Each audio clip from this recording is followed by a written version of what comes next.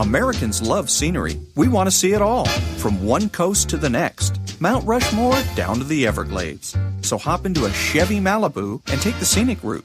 It's the car you knew America could build. There's a place where people count on friendships they can trace back generations, where they can count on the same stool at the coffee shop waiting for them every morning. This place is called Glen Ellen, and you can find it in every bottle of Glen Ellen wine. This is craft brewed Herman Joseph's, the smoothest, easiest drinking specialty beer in the entire solar system. And I believe you'll find drinkable in the dictionary right after don't order a beer you can't drink. Zoingo! Boingo! The freestyle pogo with more boing, more bounce. Bounce further, bounce higher with Zoingo Boingo. To see what makes Arrowhead Mountain Spring water different from those other waters, you have to go back to the source. And with Arrowhead, that means going back a little farther and longer than most. Between security challenged and security strengthened, there's one important word: how. And it is the how that makes all the difference to our nation and our world.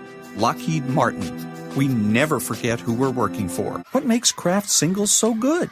2 out of every 3 kids don't get the recommended amount of calcium. But with Kraft Singles, they get a good source of calcium and the taste they love. Kraft Singles. Magic every single time. Throw boring overboard with a new real meal from Long John Silver's. A meal worthy of a plate. Just $4.99. Only at Long John Silver's. We may not all be geniuses, but we can all do something smart. Introducing the Hyundai 199 Sonata Lease. It's a smart deal on a really smart car.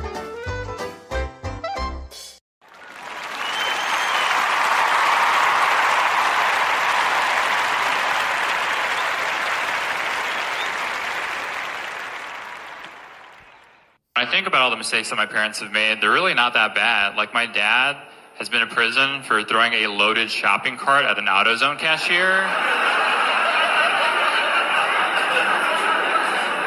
But to be fair, who hasn't been in that position? Why write a scathing Yelp review when you can just show somebody what a 1-star experience feels like? Good morning. It's Thursday, Jordan Peterson Thursday, October the 16th, and this is The True Conservative. Welcome to all the butchers, bakers, and candlestick makers out there. I'm Ron, your host, and the only true conservative in the United States today. So today, after the Serenity Prayer and the patriotic song of the day, we will have Varney and Company, motivation, meditation, and Jordan Peterson. All that and more when I get back.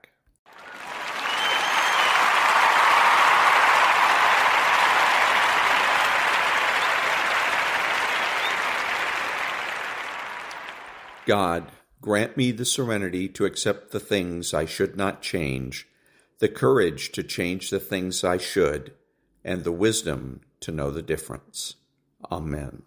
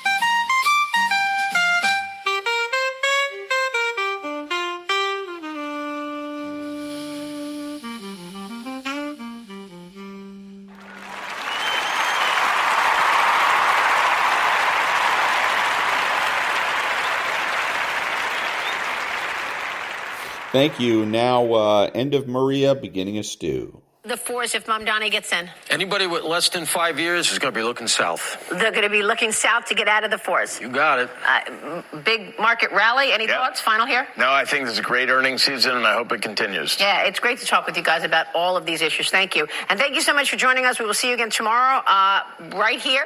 Varney and Company begins now. Stu, take it away. All right. Good morning, Maria. Good morning, everyone. The president has said it. We are in a trade war with China. And because of it, farmers may be getting a bailout. Treasury Secretary Bessent suggests a pause in China tariffs so they can negotiate around the ban on China's exports of rare earths. And here's what I would call a bombshell. The president is considering attending the Supreme Court hearing, which will decide whether the whole tariff policy lives on or gets thrown out. No president has ever done that. The courts have interfered with the government shutdown. Now in day 16, a judge has blocked Trump's firing of government workers. Yet again, we have to say it, the trade war and the shutdown do not seem to have upset investors. Stocks moving up in pre-market action this morning. The Philly Fed delivered a negative report on manufacturing. Investors seem to like that. The Dow is up nearly 100 and the Nasdaq's up 155. Bitcoin, way off its recent highs. You're down to 111.6 right now. But gold, hitting another record, $4,253 an ounce. And silver staying above $50 an ounce, reaching 52.09. On the show today, the president authorizes covert action by the CIA in Venezuela. Direct military strikes have not been ruled out. It sure looks like our president wants Nicolas Maduro out. That would be regime change. The president detailed the crime he's brought under control. Thousands of violent criminals arrested. And he says he's looking at San Francisco as the next city to get federal crime-fighting help. Politics. Bernie and AOC bring their oligarchy tour to a CNN town hall. Same old, same old. Tax, spend, and go back to divisive identity politics. The far left is taking over the Democrat Party. And then there is Zoran Mandami. He appeared on Fox. He never stopped smiling. He was slick, a compelling candidate. But he was also evasive. He said, I don't have any opinions about the future of Hamas and Israel. Now that is plain dishonest. He's a Hamas supporter, and he's going to be the next mayor of New York City. Thursday, October 16th, 2025, Varney and Company is about to begin. And that was good old...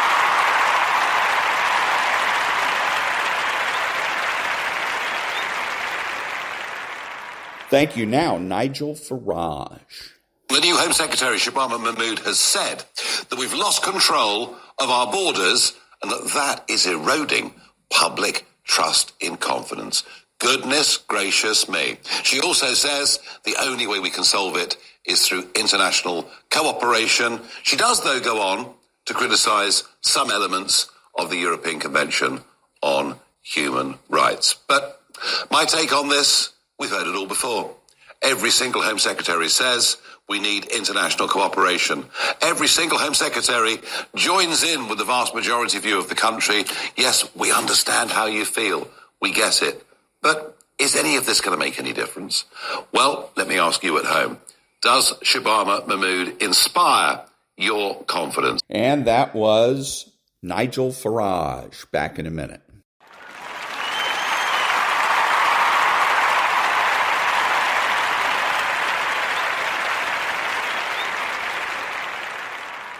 Thank you. Now, Alice Weidel speaking about Gaza. Die Unterzeichnung des Gaza-Friedensabkommens in Ägypten hat uns abermals vor Augen geführt, wie sehr das Ansehen und der Einfluss Deutschlands in aller Welt unter den letzten Regierungen in der Welt gelitten hat.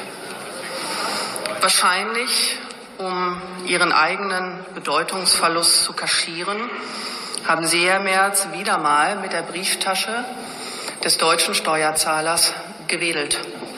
Einen dreistelligen Millionenbetrag will Ihre Regierung für einen vagen Wiederaufbau verschleudern, obwohl noch niemand weiß, wer künftig in Gaza das Sagen hat. Sie werfen mit Geld um sich, das Sie nicht haben. Geld, das Sie den Bürgern vorenthalten. Geld, dass sie der arbeitenden Bevölkerung über Rekordsteuern und Abgaben abnehmen. Geld,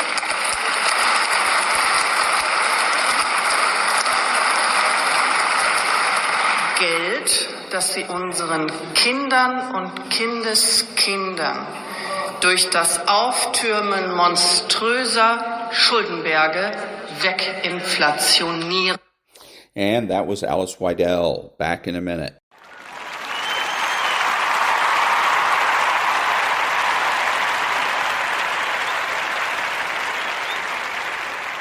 Thank you. Now, a little bit of motivation. You don't know who you really are until everything goes wrong. You don't know what you can take until the pressure is applied to your life. You don't know how much courage you have until you've been under fire and under struggle and under tribulation. These are the ups, the downs, successes, failures. This is the totality and the process of life, and you can't escape it. Because sometimes we don't understand, like, what is this thing? What is my purpose? Why am I here? Why do I have to go through this pain? Why can't it just be peaceful all the time? Then it wouldn't be life. Success is not measured on the days when the sun shines. Success is measured on the dark, stormy, cloudy days. And if you can't absorb failure, you're never going to meet success. There's going to be bad days, there's going to be dark days, but you got to embrace it because that pain is what makes you stronger. You live life long enough, you're going to have some extreme stress. But what you do with that stress is what your life is about. Anybody can do well when things are going their way. What do you do when everything is unjust? What do you do when your own control of things is taken from you? You have to get to that place where you let go of what is, and you got to create anew. When you're going through hell, what do? You keep going. You put one foot in front of the other. Don't allow your mistakes to bury you. I want you to expect good things to happen, even when something bad happens. You have to live your life with the expectation that great things are coming your way. There ain't nothing you can do about what's going to happen to you. You can't stop life from happening. You can do something about it. I am the creator of my life. I'm not the manager of my circumstances anymore. There is something I can still do. When I think there's nothing can be done, that's when I know something can be done. Life is 10% what happened to you. It's 90% what you do about it. You've got to stop tripping every time something happened to you like it's the end of the world. It ain't. Your track record for surviving bad days is 100%. You survived all the trouble you ever been in. I don't care what's going on around you, because it's not what happens around you that determines your success. It's what happens inside you. Your belief, your faith, your drive, your determination, your persistence, your perseverance, your spirit. Greater is He that is in you than what's out here in this world. This is not the time to worry. This is the time to be a warrior. This might be your current circumstances, but this will not be how the story ends. And that's a little bit of motivation. Back in a minute.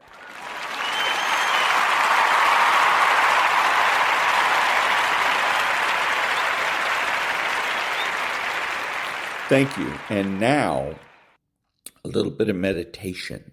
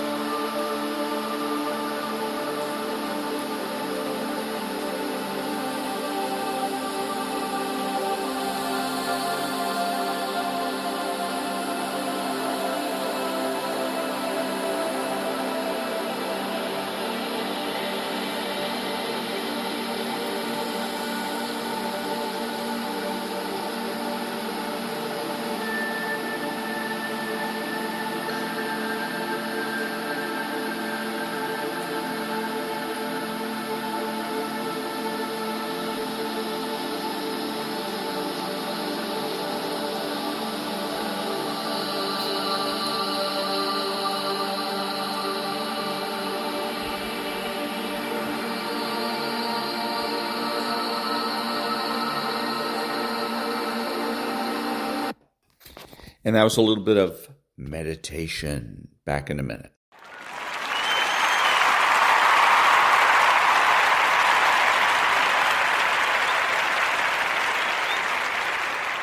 Thank you. And now Victor Davis Hanson, who is echoing the things that I said about Donald Trump and his negotiating styles.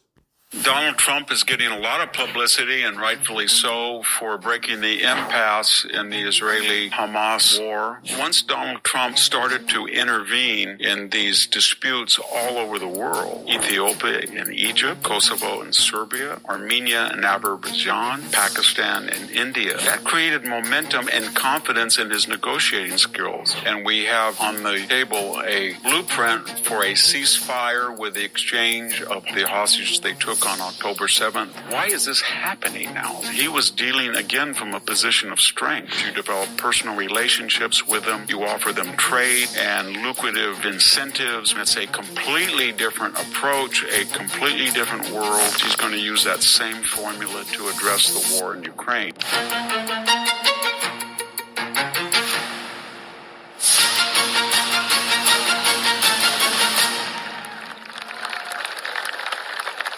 Hello, this is Victor Davis Hanson for the Daily Signal. Donald Trump is getting a lot of publicity, and rightfully so, for breaking the impasse in the Israeli-Hamas war. And we have on the table a blueprint for a ceasefire with the exchange of hostages from Hamas, surrendering the hostages they took on October 7th. 2 years ago, and then perhaps as many as eventually 1,700 terrorists, some of them convicted murderers, will be given back to what is left of Hamas. Israel will recede somewhat from its operations in Gaza to about holding or occupying about 50% with a proposed graduated withdrawal as Hamas supposedly meets the conditions of the ceasefire that everybody envisions in phase 2 may lead to a peace. Why is this happening now, though? It didn't happen under Biden, a settlement in the Middle East. It did not happen under Trump's first administration. It did not happen under Obama. It did not happen on George Bush. There were about 10 things that had to happen. All these intricate pieces in this puzzle, the pieces of the piece, all fell into success in a way that made it possible. And what were they? The first thing was that Donald Trump came into office and he embargoed, sanctioned Iranian oil. And then more importantly, he made it clear to the Iranians they had to stop progress toward getting a bomb. That was one of the conditions that Israel demanded, and understandably so. And no one had ever really done that. They hadn't believed that the United States would dare enter Iranian airspace. And then more importantly, Donald Trump allowed Benjamin Netanyahu in this tit-for-tat missile barrage that Israel and Iran had waged. He allowed them to go into Iranian airspace and to destroy Iranian air defenses and to take out a lot of the generals and physicists and weaken Iran. Once that happened, then the United States then came in and destroyed the facilities that were responsible for creating a nuclear weapon. That was a game changer because it did two things. It removed the specter that Iran was invincible with all this money and with a bomb. And more importantly, it did a great favor to Israel, which Donald Trump would draw on later. Second, it allowed Israel, unlike the Biden administration, to destroy the Ring of Fire, to destroy Hezbollah as an immediate threat, to hit back at the Houthis and to destroy Hamas. If we had this conversation 3 or 4 years ago, people would say Israel is beleaguered. If we had this conversation 3 or 4 years ago, people would say Israel is beleaguered. It's doomed. It's got Iran. It's got the Houthis. It's got Hamas, Hezbollah. They're gone. And the result is an enormous increase in the reputation and stature of Israel. It is now, like the United States, dealing from a position of unaccustomed strength. There's a couple of other reasons. Donald Trump created personal relationships in the Arab community. He did not insult the Saudis as Joe Biden had done during the 2020 campaigns. He did not alienate the Arab community. He did not alienate Benjamin Netanyahu. He gave them concessions. He praised them. He created personal relationships. He did trade deals. He used tariffs as carrot and the sticks, pressures and leverages. And the result was he gained influence and brought a lot of different players into the context of the ceasefire. There were the Egyptians. There were the Turkish delegations. There was the Gulf states. There was Jordan. In other words, he shared the responsibility to a number of Arab nations and to Israel. And who did he not bring in? He did not bring in people and organizations in the past that had been utter failures. There was no United Nations contingent. There was no EU contingent. Mr. Macron might have an alternate peace plan, but he was not brought into the negotiations. And why weren't they? Because they have no ability, like the League of Nations of the past, to enforce anything they say. And Donald Trump knew that. There was a couple of other things. Donald Trump is not Joe Biden. He was dealing, again, from a position of strength. Once people saw what he did to Iran, and once people saw what Israel did to Iran, they understood they mean business. And once they looked at what the moonscape in Gaza and what's happened to the elite of the Hezbollah and Hamas terrorist cadres, they knew that they did not want to get on his bad side. So there were carrots and there were sticks. There's a couple of other things that were really important as well. Once Donald Trump started to intervene in these disputes all over the world. I'm talking about Ethiopia and Egypt, Kosovo and Serbia, Armenia and Azerbaijan, Pakistan and India, and others. He was able to achieve ceasefires. That created momentum and confidence in his negotiating skills. So when he intervened directly to kind of craft a ceasefire, people in that region looked over at all these other areas and said, well, if they can have a ceasefire in Egypt or India or the Balkans, then maybe we will be part of this successful record. And of course, what's looming on the horizon is if he is successful in the Middle East, you know what's going to happen next. He's going to use that same formula to address the war in Ukraine. Again, art of the deal style where you do not insult any of the major players. You develop personal relationships with them. You offer them trade and lucrative incentives concerning tariffs or no tariffs.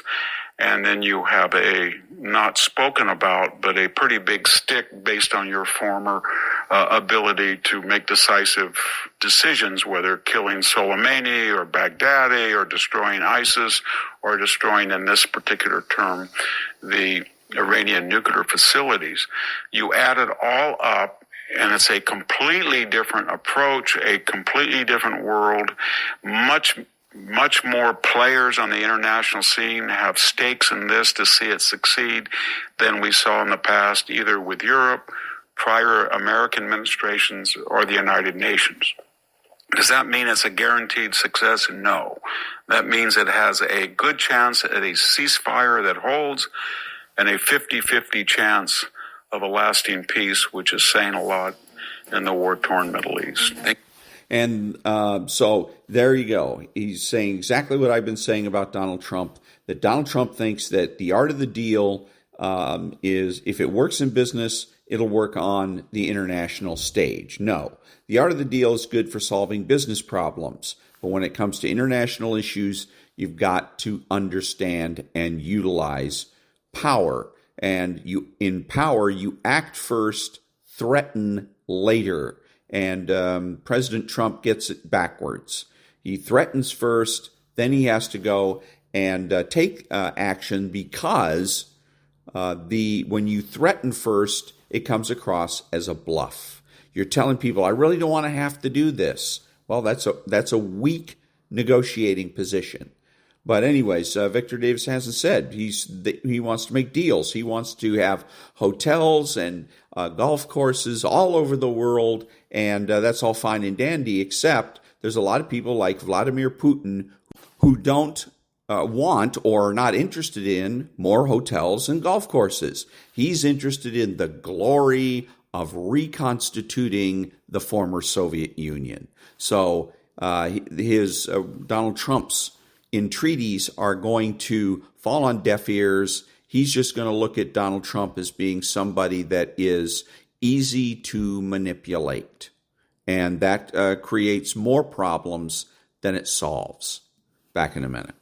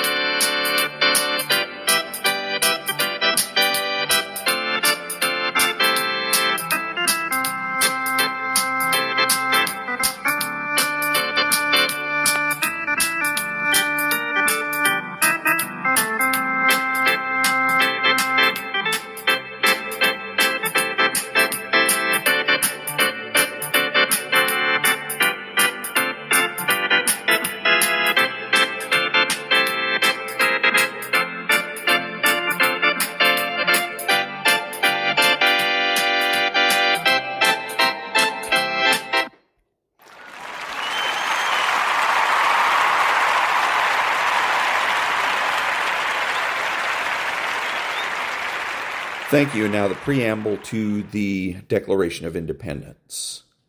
We hold these truths to be self-evident, that all men are created equal, that they are endowed by their Creator with certain unalienable rights, that among these are life, liberty, and the pursuit of happiness, that to secure these rights, governments are instituted among men, deriving their just powers from the consent of the governed, that whenever any form of government becomes destructive of these ends, it is the right of the people to alter or to abolish it, and to institute new government, laying its foundation on such principles and organizing its powers in such form as to them shall seem most likely to affect their safety and happiness. Back in a minute.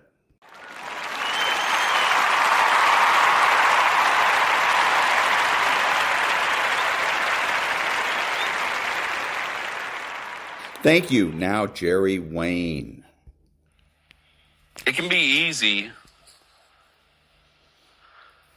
to be led astray by the darkness, to fall prey to doubt when tested.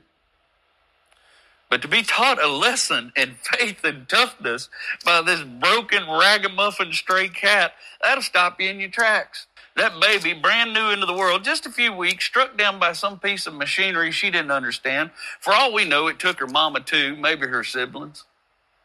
Broke her legs, ripped her up. She didn't fall into a pile of tears. She just kept going. Parasites and bugs taking what precious blood she had left. She just keeps going. Hoping. Looking for something. Don't even know what she needs, but she just keeps going. For 5 days with zero chances of survival, she keeps going. She didn't know she was looking for Rachel, but lucky her, that's what she found. Another fighter looking for a win. I thought back to all the times in my life that I thought I was down and done. All the times that for whatever reason, I just kept going. Not even knowing what I needed to survive, just hoping. We all do it. We all do it. Some of you may be going through it right now, feeling like you lost already, but you keep getting up every day. You don't even know what you need, but you know you need something. I tell you, ain't a bad strategy, folks. Worked out pretty good for little old Ophelia. I don't know what the opposite of failure to thrive is, but she's got it in spades. Rachel called it refusal to die, and I like that.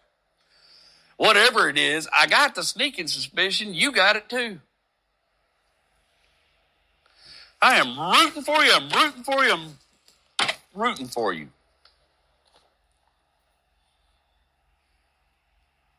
When the world knocks you to the asphalt and tears your skin and breaks your bones, when the chaos of life tears your heart wide open and pours the hurt right down in the cracks of you, I am still rooting for you. Because I've seen what survival looks like. It ain't clean. It sure as hell ain't pretty. It's blood and mud and busted teeth.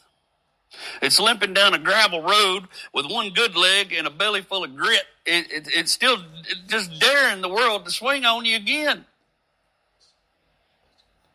That little anemic, maggot-ridden, broken cat dragged herself out of a ditch and into redemption. And if that tiny thing can find the strength to crawl towards the light, by God, so can you. Keep going when you can't see one damn thing ahead of you but the next stubborn step. Keep going when your heart whispers quit and your soul says no. Because somewhere up ahead, beyond all that ache and dust and noise,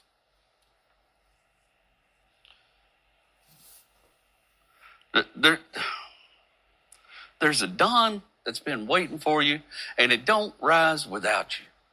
So stand up. Wipe the blood off your chin. You don't have to smile. You don't have to fix it. You just have to keep moving. Keep growing. Keep crawling if you have to. Just don't you dare stop until the light finds you. And that was Jerry Wayne. Back in a minute.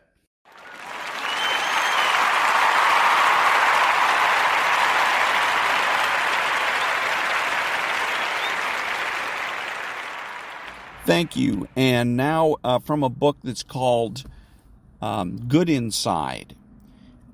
What's the opposite of understanding? For this argument's sake, it's convincing. Convincing is the attempt to prove a singular reality, to prove that only one thing is true. Convincing is an attempt to be right, and as a result make the other person wrong. It rests on the assumption that there's only one correct viewpoint. And then my question is this supposed to be convincing? Further, convincing has one goal in mind, being right. And here's the unfortunate consequence of being right. The other person feels unseen and unheard, at which point most people become infuriated and combative, because it feels as if the other person does not accept your realness or worth. Feeling unseen and unheard makes connection impossible. Understanding two things are true and convincing one thing is true are diametrically opposed ways of approaching other people, so a powerful first step in any interaction is to notice which mode you're in. When you're in one thing is true mode, you're judgmental of and reactive to someone else's experience because it feels like an assault on your own truth. As a result, you will seek to prove your own point of view, which in turn makes the other person defensive because they need to uphold the realness of their experience. In one thing is true mode, exchanges escalate quickly. Each person thinks they're arguing about the content of the conversation when in fact they're trying to defend that they are a real, worthy person with a real, truthful experience. And again, is this convincing? Back in a minute.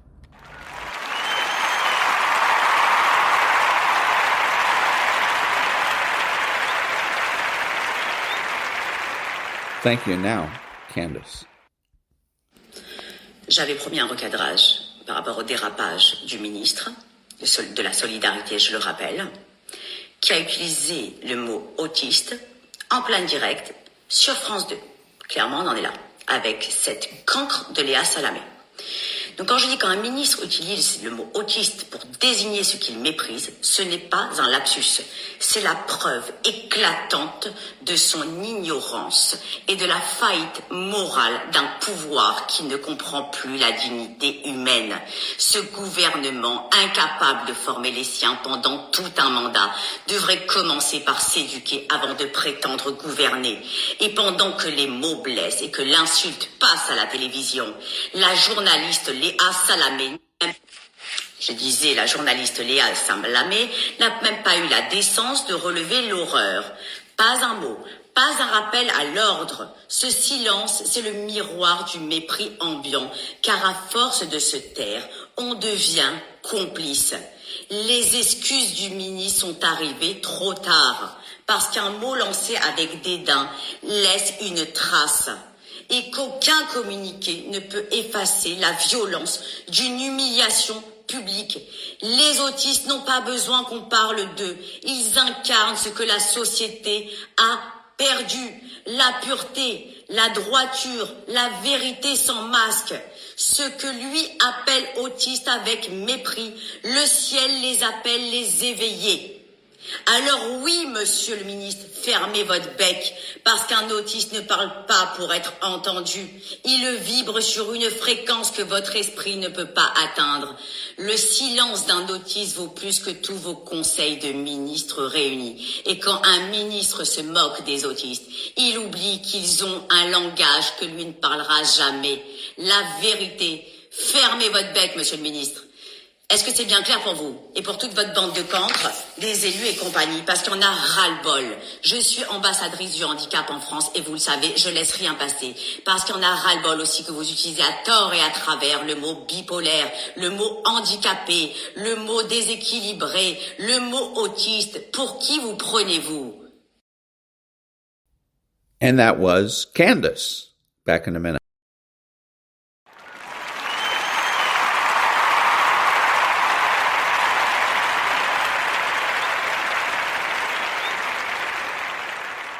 Thank you. And now, what does the phrase, if you're explaining you're losing, mean in debates?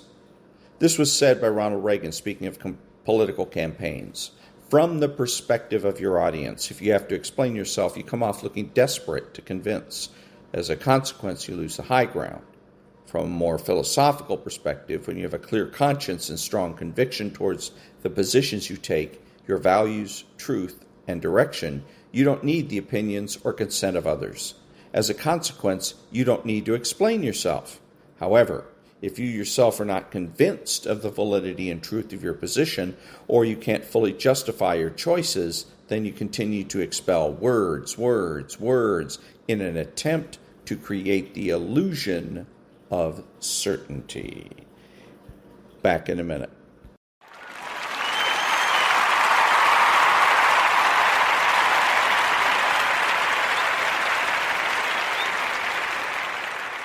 Thank you. Now, a little bit of Leo Terrell. Let's bring in Leo Terrell, civil rights attorney and a Fox News contributor, and get his reaction to this. So, Leo, what is the actual status of this case, and what's your reaction to Willis and her team being removed from it?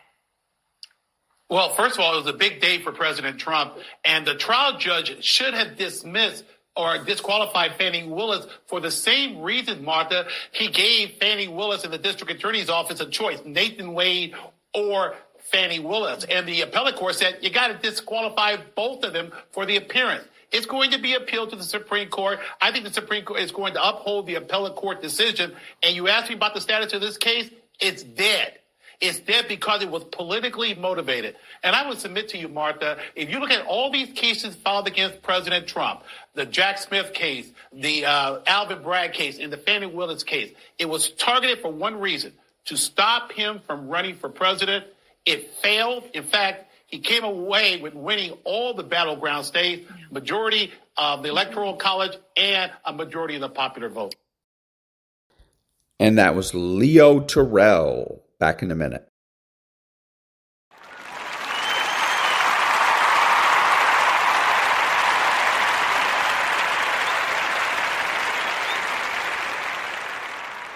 Thank you. And now some news about John Bolton. Yeah, so John Bolton was charged with 18 federal counts, and I apologize, I'm going to look down. I'm reading this. We're still just getting this. We have the first 8 counts are transmission of national defense information. The second set of 9 counts, that's counts 9 through 18, is retention of national defense information. And that looks like it's U.S. Code Title 19, Section 793D and E, which is part of the Espionage Act. Now, there was another statute that they were considering, and it looks like they they've only charged him with those Espionage Act statutes, but we're still reading through this indictment. It's 26 pages long. There's a lot of background information here, and I apologize, but we're literally just getting this in right now. Okay, so that was John Bolton getting indicted, 18 counts under the Espionage Act, and I'm glad to see it. I liked John Bolton when he was, I think he was originally on the Bush administration. Then he was with Donald Trump. Very, very short period of time. This was when Donald Trump was in his first administration, and he didn't do a very good job in terms of personnel, because Bolton was really quick to turn on him, and Trump, of course, went ahead and fired him. And then Bolton has been a sore loser ever since, running his mouth and bad-mouthing President Trump. So as far as I'm concerned, he gets what he deserves. Back in a minute.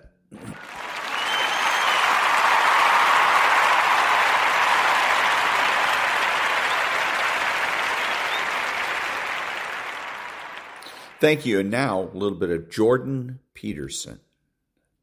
You wake up in a silent room.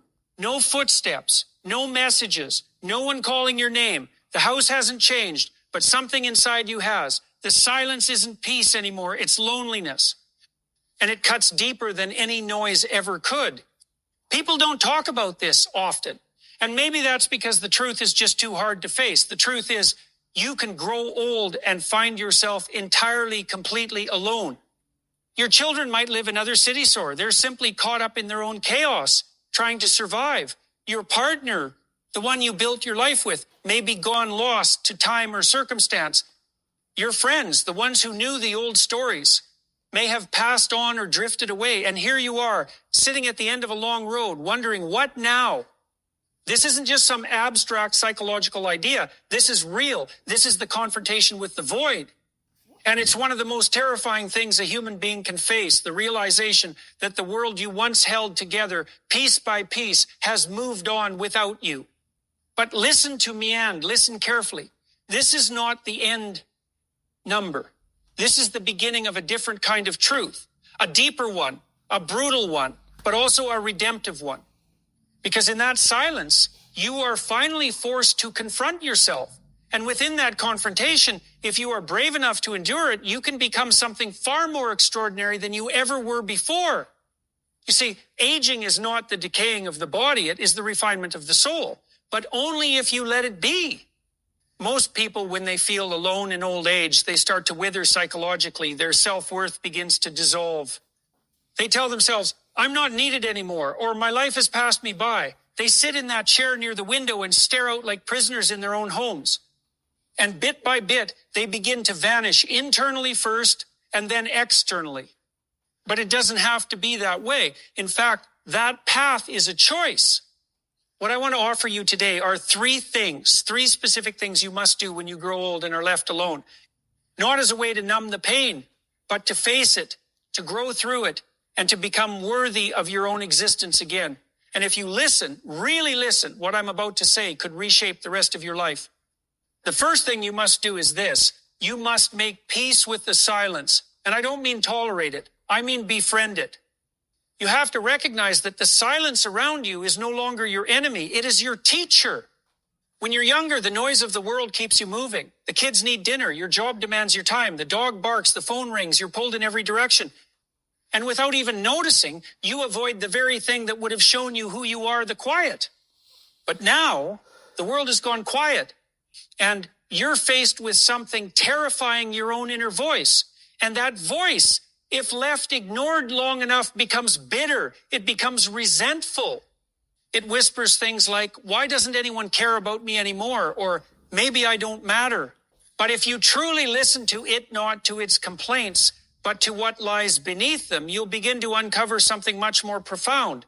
The silence is not there to torment you. It's there to reveal you. Take a notebook. Sit in that silence. Write. Think.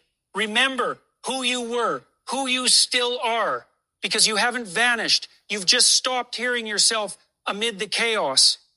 Now, with the silence pressing in, it's time to hear again. And maybe, just maybe, you'll discover that the most interesting conversations of your life have yet to be had with yourself. And that leads us to the second thing. This one is even harder. You must take responsibility for something, anything, especially now. Because the moment you relinquish responsibility, you die psychologically. You collapse. And that's not a fate anyone deserves. In youth, responsibility is often forced on us. Kids, career, finances. But in old age, no one demands it of you anymore. And that's a tragedy, because the psychological need for responsibility doesn't disappear with age. In fact, it becomes even more necessary. You need to wake up in the morning and feel that something, depends on you. Maybe it's a garden. Maybe it's a daily walk where you pick up litter along your street. Maybe it's a phone call every Tuesday to someone who's lonelier than you. You find something to serve, something small, something real. Don't believe the lie that you have nothing left to give. That's poisonous thinking. You have wisdom, you have experience, you've suffered, you've endured things younger people can't even fathom. That makes you valuable beyond measure, but only if you choose to act on it. Responsibility gives structure to suffering. It gives your days shape. It transforms I'm alone into I'm needed. And you need that more than anything else.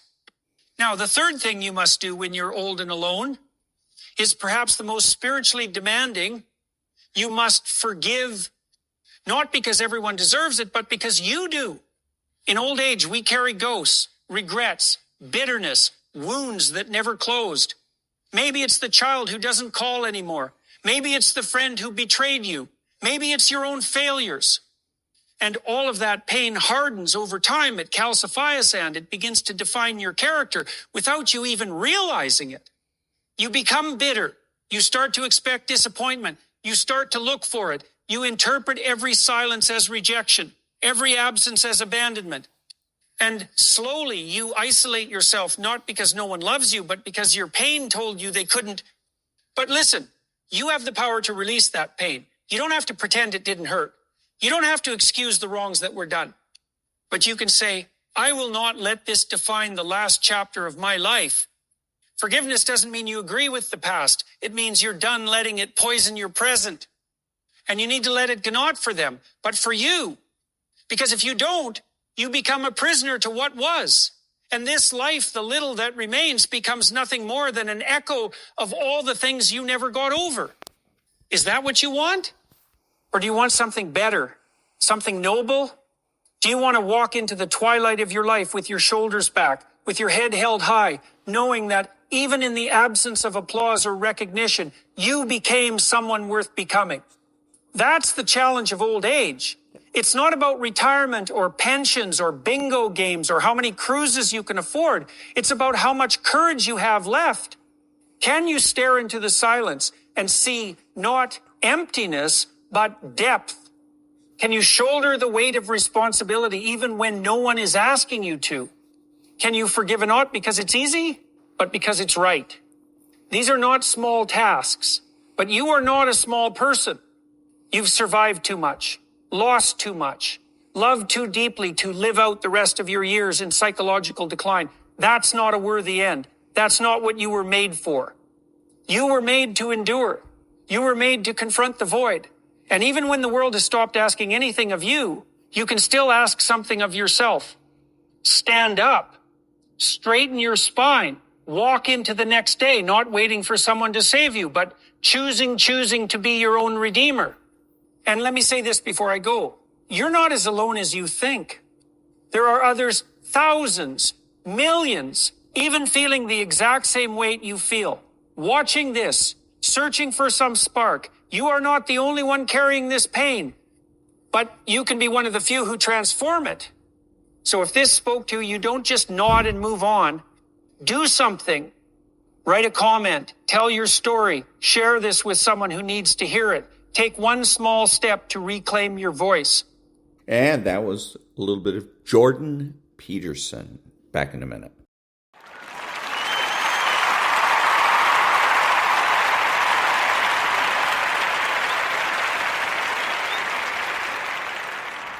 Charlie Kirk, rest in peace.